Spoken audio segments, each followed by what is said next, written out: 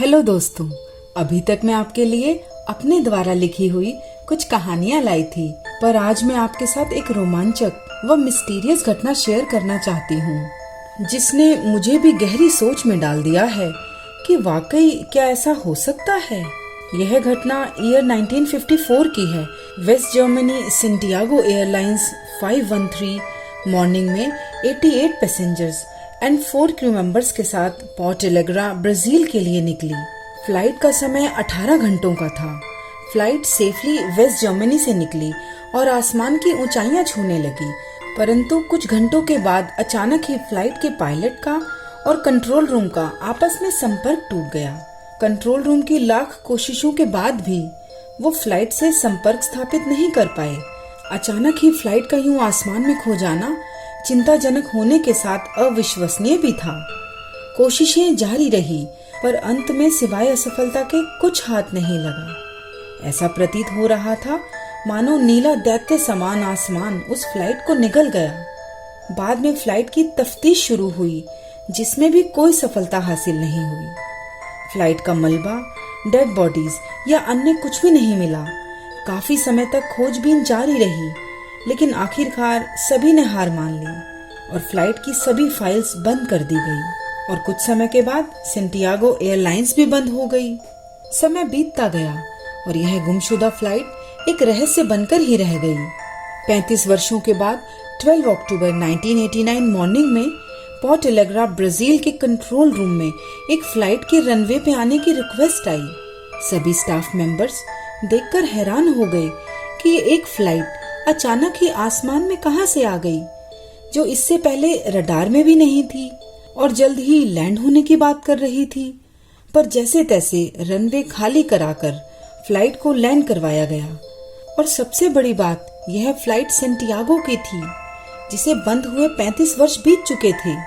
सभी ने यह देखा कि फ्लाइट बहुत अच्छी तरह लैंड हुई, पर उसका कोई भी दरवाजा नहीं खुला। कुछ समय इंतजार करने के पश्चात कुछ लोगों ने दरवाजे पे दस्तक देते हुए खोलने के लिए कहा, पर कोई प्रतिक्रिया न होने पर बहुत ही मुश्किलों से फ्लाइट का दरवाजा खोला गया, लेकिन अंदर जाने की हिम्मत कोई भी नहीं कर पा रहा था। कुछ देर बाद हिम्मत करके कंट्रोल रूम से कोई जहाज के अंदर दाखिल हुआ और अगले ही पल चिल्लाता हुआ बाहर की तरफ दौड़ा। तब तो सभी सहम गए।